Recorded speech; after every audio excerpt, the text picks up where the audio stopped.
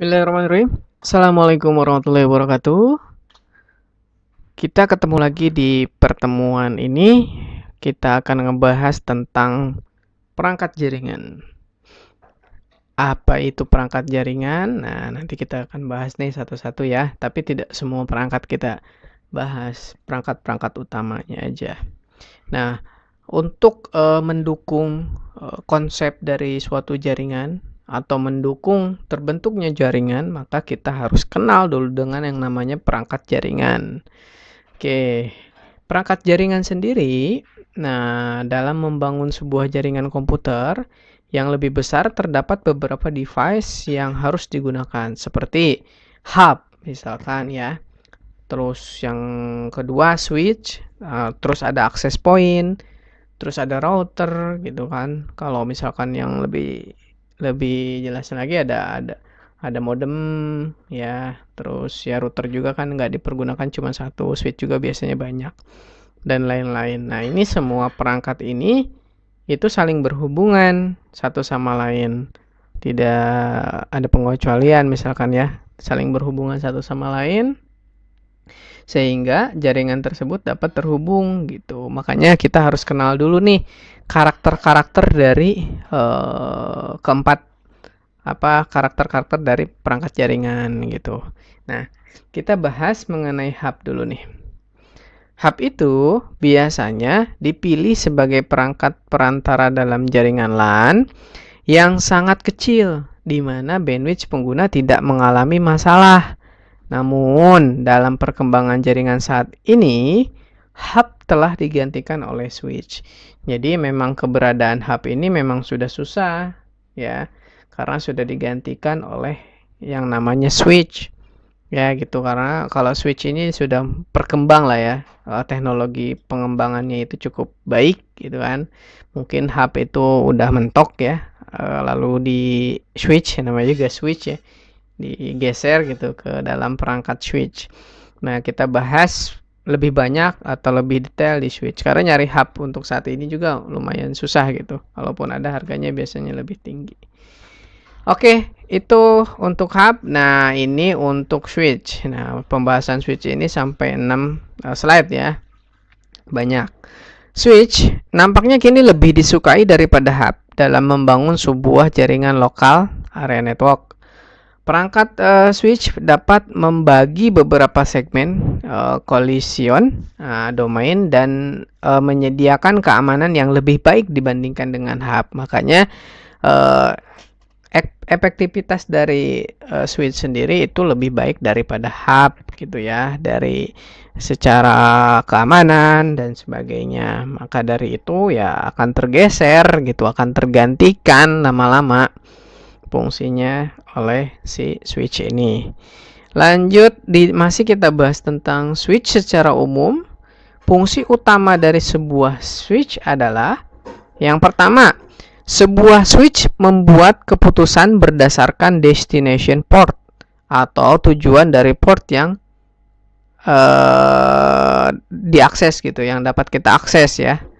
Terus yang kedua, sebuah switch menyimpan table yang digunakan untuk menentukan bagaimana cara untuk meneruskan lalu lintas jaringan melalui switch. Nah, Cisco switch sendiri itu melakukan forward frame Ethernet berdasarkan tujuan alamat MAC address dari frame. Gitu ya. Jadi memang sudah kompleks switch ini, bahkan mungkin nanti kita bahas di switch di layer 3 ya. Oke. Nah, switch sendiri itu mempunyai yang namanya lapisan hierarki. Nah, pada lapisan akses memiliki kebutuhan yang dibedakan dari kebutuhan yang berbeda dari switch lapisan distribusi atau switch lapisan core. Nah, di sini kita bisa lihat ya, di gambar ini kita bisa lihat mana lapisan core, mana lapisan distribusi, mana lapisan akses. Nah, ini core itu dari lapisan distribusi berbeda dengan lapisan core yang ada gitu ya. Nah, ini nanti hubungannya dengan WAN, internet, atau telepon network gitu ya.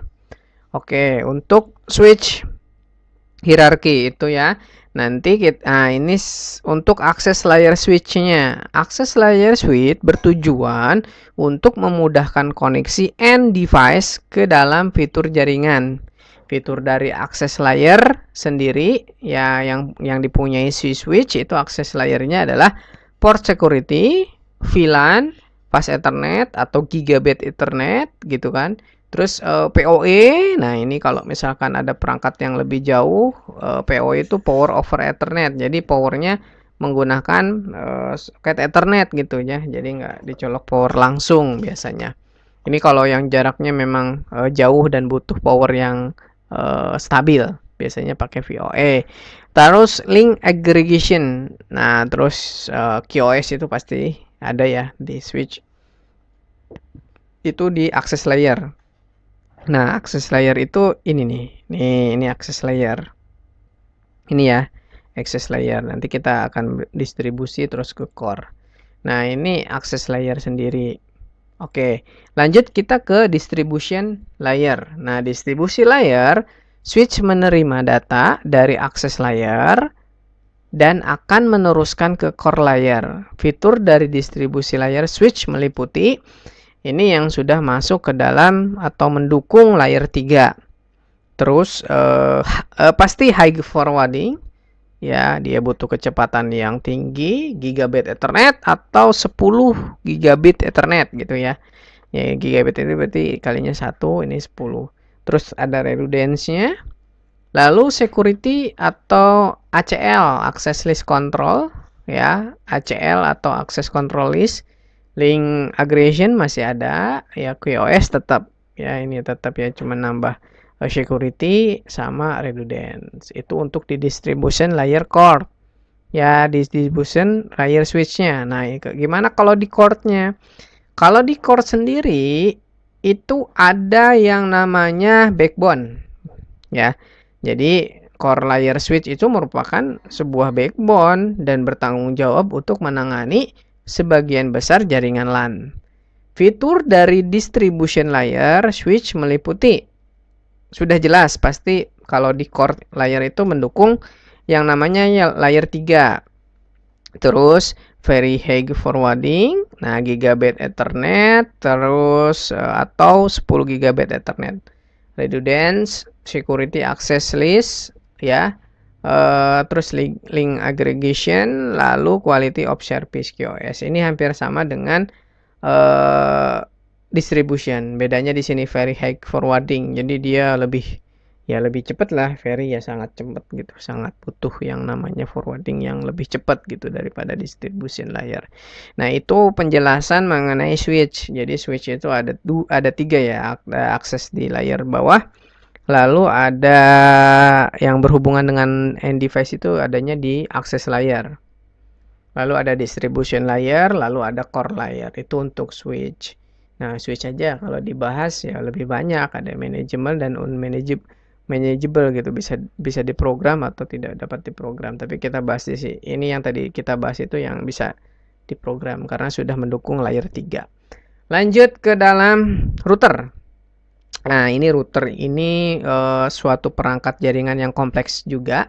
Sering digunakan untuk menghubungkan beberapa network yang berbeda. Router merupakan perangkat utama yang digunakan untuk menghubungkan jaringan LAN, WAN, dan WLAN ya. Biasanya seperti itu. Jadi router ini adalah pemeran utama dalam routing gitu ya. Nah, biasanya sering digunakan kalau untuk jaringan LAN, WAN, dan sebagainya. Nah, router sendiri itu ya jenisnya ada beberapa jenis yang berbeda-beda tergantung kebutuhan. Seperti itu ya. Nah, di sini kalau digambar kita bisa lihat ini adalah router ya. Router ini akan menghubungkan beberapa network yang berbeda. Seperti itu ya.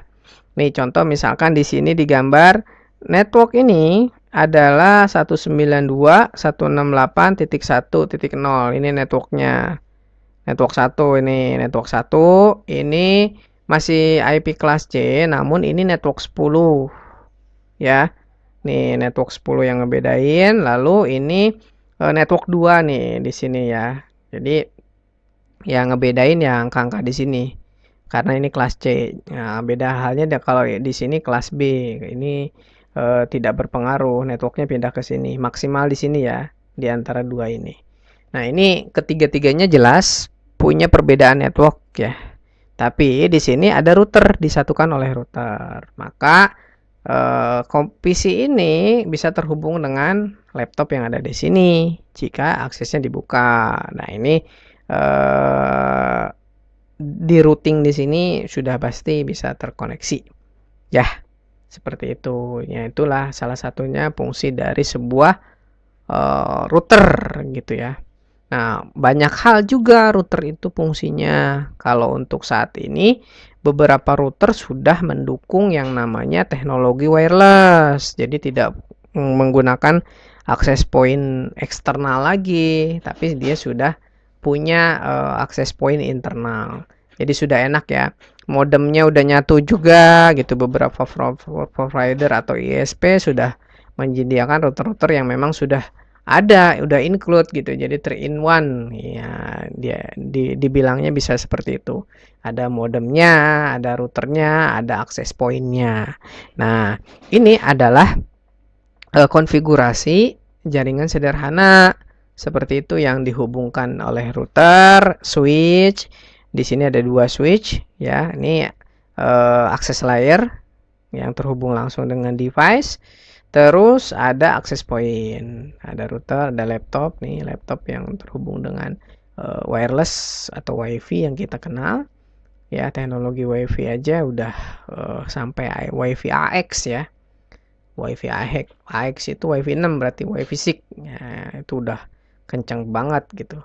Nah, untuk penjelasan router mungkin cukup ya. Kalau misalkan ada perbedaan atau ada yang mau ditambahkan atau ada yang mau didiskusikan, silahkan berkomentar saja. Nanti kita bahas di komentar.